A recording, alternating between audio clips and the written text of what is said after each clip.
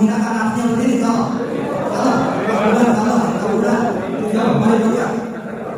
Banyak pemuda ada untuk menghinakan nafsunya, salah.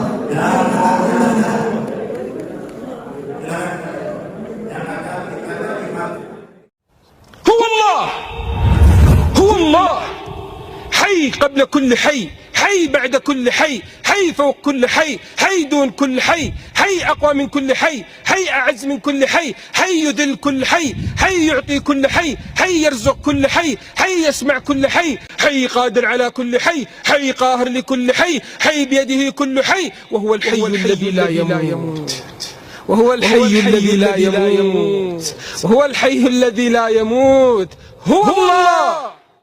Ada punya tafsir Ibnu Qasim dan juga tafsir Ar-Razi. Ar-Razi menjelaskan suatu ketika Nabi Ibrahim alaihissalam beliau ini berjalan-jalan atau dalam suatu safar, maka beliau melewati pinggir pantai. Maka di pinggir pantai itu ada dia. Nabi Ibrahim melihat bangkai, ada. Lalu bangkai ini dimakan oleh binatang laut, binatang darat, dan juga burung-burung makan bangkai. Maka Nabi Ibrahim memperhatikan bangkai itu. Kata dia, lalu datang iblis ke Nabi Ibrahim. Iblis ini menggoda Nabi Ibrahim. Ibrahim, lihat itu. Bagaimana mungkin Tuhanku itu akan bisa membangkitkan sesuatu yang sudah mati? Lihat itu. Binatang itu dari bangkai dimakan semua, tidak pulang-pulang. Ini dia. Maka dia, lalu Nabi Ibrahim bertanya kepada Allah. Nah, ini sebab pertanyaan Allah kata dalam kata Rasul. Sebab pertanyaan Nabi Ibrahim dalam surat Al-Baqarah ayat 260. Apa kata Nabi Ibrahim? Allah berfirman, "Wa idh qala Ibrahim, Rabbi arini kaifa tuhyil mauta." Ingatlah wahai kekasihku Muhammad, ketika Ibrahim berkata kepada, apa kata Ibrahim?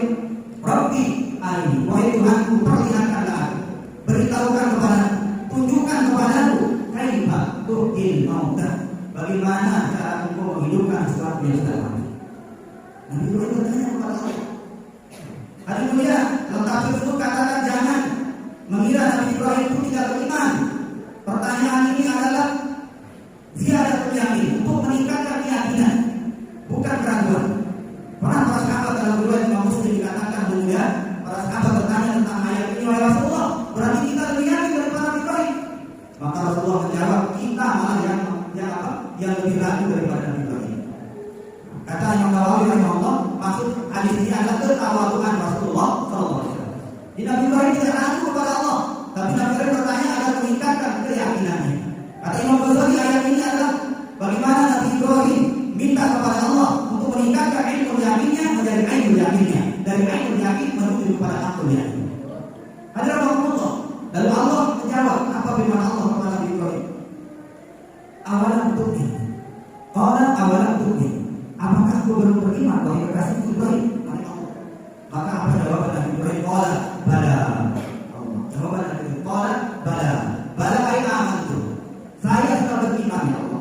Saya sudah yakin ya Allah. Walakin liyatma'inna qalbi.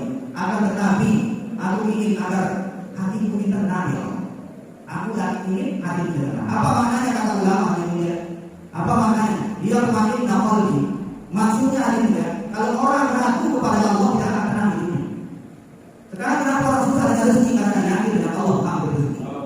Dia masih ragu dengan Allah ambil rezeki. Kalau orang susah nggak bisa hidup maka hidup. Kenapa orang susah sekarang nggak bisa selesai masalahnya hidupnya? Karena dia ragu Allah yang maha menyelesaikan masalah. Maka itu kalimat yang dia semakin dapat dia Allah akan tenang hati itu. Karena orang kalau sudah yakin betul kepada Allah nggak mungkin susah hidupnya. Nggak mungkin dia akan ragu, nggak mungkin dia akan gelisah.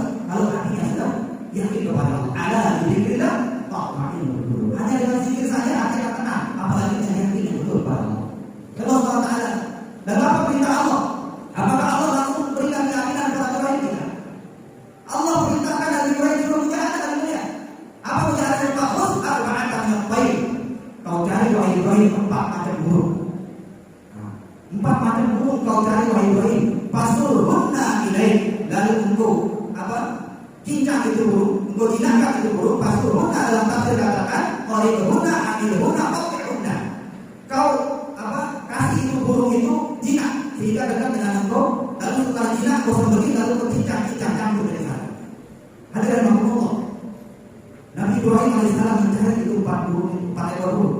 Dalam tafsir Al-Qasir dikatakan bahwa qala Mujahid wa Ikrimah wa kana hamamatan wa ghuraban wa dikan wa qawusan. 4 ekor burung itu adalah pertama burung hamamah, itu burung merpati. Burung dari. Kemudian ayam jantan. Kemudian yang kedua adalah burung merah, qawusan, burung merah. Ghuraban yaitu gagak. 4 ekor burung ini disebutkan oleh Allah Subhanahu wa taala. Ini dalam tafsir Al-Qasir dan juga tafsir Ibnu Katsir, ada juga dalam tafsir Al-Razi juga ada. Dijelaskan 4 ekor burung ini Allah perintah. Tidak ada berapa hari yang tidak. Itu paling malam video. Nabi Ibrahim berapa hari dari 4 ekor burung? Kata ulama yang paling sulit itu burung merah dari itu sampai berapa hari ini? Berhari-harinya. Setelah Nabi Ibrahim ini dapatkan 4 burung itu, diperintah oleh Allah untuk dinahkan. Ada kisah itu. Dinahkan ada kisah sehingga dipanggil itu kemana pun Nabi berjalan. Itu hari mulia berbulan-bulan. Nabi Ibrahim sampai dinahkan. Kebiasaan 1 burung itu hari mulia kata hari burung 1 bulan bisa dinah. Berarti 4 bulan lamanya dijinakkan itu saja. Bayangkan hari mulia dijinakkan itu burung. Setelah burung itu dinah, hari mulia perintah Allah pasur. Kau potong itu burung, lalu kau pisahkan 4 kepalanya, lalu kau cincang, campur dia, bulu-bulunya campur, darahnya bercampur. Kemudian kita Allah summa ja'al ala jabalin min hunna rizqa. Perintah Allah ini engkau taruh ini burung yang sudah bercampur dari 1 ke 4 penjuru. Di atas ala jabalin, di atas puncak gunung. Naik sana, perintah Allah. Aku naik ke 4 penjuru gunung. Dalam tafsir katakan 4 penjuru gunung sebelah kiri, sebelah utara, selatan, timur, barat. Naik Nabi Ibrahim. Berapa hari saja? Siapa yang bisa berkoordinasi? Berapa hari? Mudah ada dasar untuk taruh ini, pincangan burung ini. Langsung. Setelah itu hari ini perintah Allah, summa da'uhunna ilaih. Kau panggil itu burung Nabi Ibrahim. Kau panggil itu burung. Maka Allah SWT, Nabi Ibrahim itu panggil burung. Maka misalnya dia panggil Muhammad, maka datang. Seketika, yatina kasa'ya. Maka itu akan lihat, akan saksikan burung itu seperti kilat. Cepat tidak. Maka ulama kenapa Allah tidak katakan yatina kasa'ya. Kau akan lihat burung itu datang. Tetapi saya cepat. Karena hari mulia itu seperti kilat dia datang, menyambar. Kepala, tangannya yang sana, semua bulunya yang sana mencampur jadi satu. Bersatu dia, misal dari bundar. Setelah itu dia datang ke tangan Nabi Ibrahim yang ada kepalanya. Kata Ibnu Katsir, kalau yang dipanggil itu burung dara, tetapi kepalanya itu kepala ayam, maka kembali lagi dia datang. Gak terima. Kembali ke semula. Harus sesuai kepala dengan apa yang dipanggil Nabi Ibrahim. Ada yang mau. Ini perintah Allah Subhanahu wa taala kepada Nabi Ibrahim yang minta ditambah yakinnya kepada Allah. Allah perintahkan untuk mujahadah. Ini mujahadahnya Nabi Ibrahim alaihissalam. Hadirin Allah. Kemudian ada juga dalam tafsir itu disebutkan ayat ini adalah isyarat. 4 burung ini adalah isyarat. Isyaratnya apa dia? Karena kenapa Allah perintahkan 4 burung ini? Karena di dalam 4 burung ini ada sifat-sifat manusia. Ada sifat manusia yang ada 4 burung ini yang wajib manusia ujikan sifat itu. Apa sifat itu hari mulia? Maka kata ulama dijelaskan. Burung merah itu sifatnya ada 2. Sifat burungnya burung merah itu ada 2. Pertama, burung paling licik itu adalah burung merah. Burung yang paling licik itu adalah burung merah. Kenapa dia licik? Burung merah itu kalau menginginkan sesuatu dia sembunyikan ini kleteknya yang banyak mata itu. Maka ketika sesuatu itu tidak dia dapatkan gitu ya, maka dia keluarkan kleteknya itu menakuti orang, menakuti musuhnya. Dikira 1000 temannya pada 1, cuma kleteknya kayak mata. Itu burung merah. Jadi burung yang pintar menipu itu burung merah. Maka kemudian manusia itu memiliki sifat licik. Banyak manusia yang licik. Bagaimana liciknya Fir'aun? Bagaimana liciknya Namrud? Bagaimana liciknya Abu Jahal? Allah berkata. Jadi sifat manusia itu ada dalam burung. Kemudian yang kedua kata ulama, sifat daripada paus ini, burung merah ini adalah riak. Burung paling riak itu adalah burung merah. Dia kalau banyak temannya dia buka kletek yang paling indah. Saya paling bagus. Cuma kletek saya, ekor saya yang paling bagus. Tidak ada yang punya seperti saya. Maka manusia juga banyak memiliki sifat riak. Dia tampakkan punya ilmu riak, punya harta riak, beramal pun riak. Maka sifat sama seperti sifat burung merah. Kemudian yang kedua kata ulamanya itu ya, yaitu sifat ayam jantan. Ayam jantan, kalimatnya dik. Dan lokasi itu dik, yaitu ayam jantan. Ayam jantan itu kemudian sifatnya 2. Sifat ayam jantan pertama itu sombong. Ayam paling sombong ayam jantan, ayam. Makanya dipakai dia sama ayam itu pakai ayam jantan. Kemudian subur kecil dengan sentakutan sombong. Manusia kalau sudah kaya sombong, kalau sudah keluar cair sombong. Nah, ini sifat ayam jantan kemudian. Yang kedua sifat ayam jantan ini adalah maknanya jelalatan. Ayam jantan digoyang ini. Ini maaf digoyang dengan ini. Lalu rasanya tidak segala. Ini penyakit ayam jantan. Maka manusia pun sifatnya ada. Pertama sombong, kemudian jelalatan. Makanya Rasulullah perintahkan kalau ada jelalatan itu yang pertama apa? Tundukkan pandangan. Betul? Tundukkan pandangan. Ini bukan kamu pemuda saja. Tundukkan pandangan itu semua laki-laki. Kalau tidak mampu tundukkan pandangan apa? Puasa. Puasa ini. Kalau tidak mampu puasa apa? Nikah kita lagi. Halalkan dia. Baru sama. Kalau tidak dihalalkan itu haram. Itu sebabnya. Jadi ayam jantan itu gitu. Ayam jantan itu sifatnya rendah atau ulama itu makanya dilarang. Nah, dua sifat ayam jantannya ada pada manusia. Kemudian sifat anak yang ketiga yaitu golok, yaitu gagak. Gagak itu pertama sifatnya adalah suka dengan sesuatu yang busuk, bangkai. Dia senang dengan bangkai. Sekarang kita bikinkan ragi enak, sate, kemudian kita tawarkan ke gagak, lalu satu sebelah itu bangkai itu kiri. Dia bangkai itu kayak mantu diambil sama gagak. Jadi manusia pun begitu adiknya. Dia senang dengan yang haram, haram boleh. Ini sifat manusia. Ini sifat manusia, sifat ayam, sifat gagak begitu. Dia tidak suka dengan yang halal, suka dengan yang haram. Pekerjaan halal masih banyak yang haram dia pakai.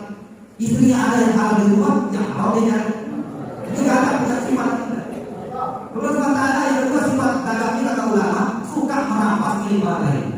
Kalau dia lihat ayam sudah tidak ditelan sama ibunya, maka dia sampai.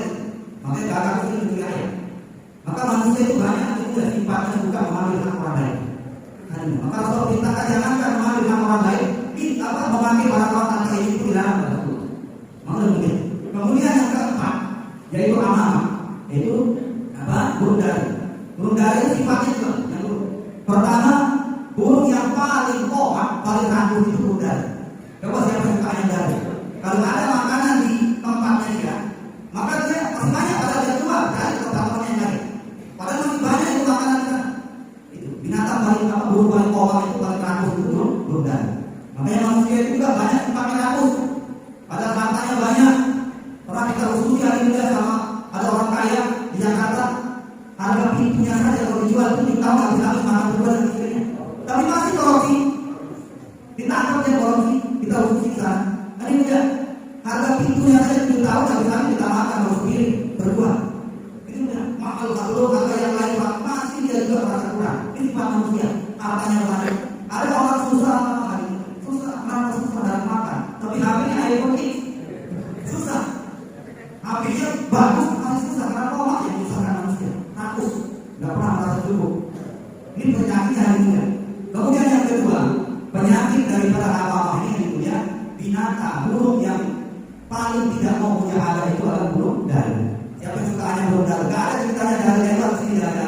Pasti kita bagian lebar. Cangkang-cangkangnya bagian lebar. Maka begitu aja manusia itu nggak mau punya ada. Kalau itu dari ide, tahu apa?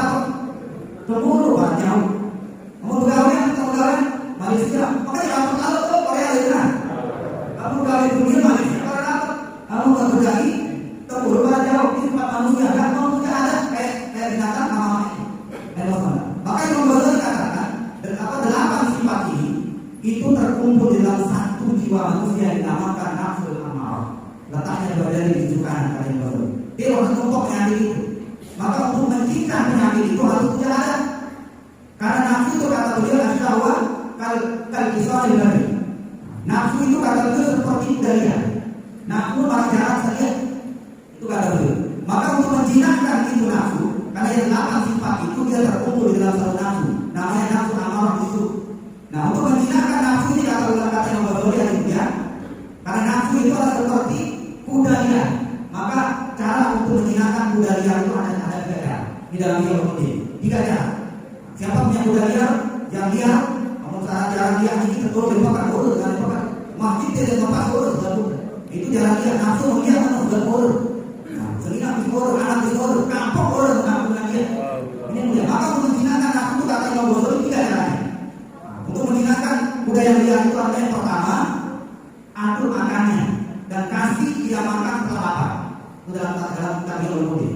kasih dia makan setelah dia lapar. Itu cara menjinakkan kuda.